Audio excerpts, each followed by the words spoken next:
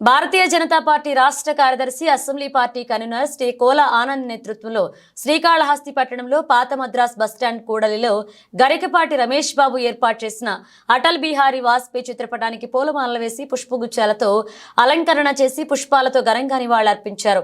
ఈ సందర్భంగా కోల ఆనంద్ ముఖ్య అతిథిగా పాల్గొని మాట్లాడుతూ వాజ్పేయి 1924 డిసెంబర్ 25న మధ్యప్రదేశ్లోని గ్వాలియర్ నందు మధ్యతరగతి కుటుంబంలో జన్మించారు। అందరినీ తన మాటలతో మంత్రముగ్ధుల్ని చేసిన పాలనలో చెరగని ముద్ర వేసిన ఆయన నిర్ణయాలు శత్రువుల గుండెల్లో రైళ్లు పెరిగెత్తిస్తాయి।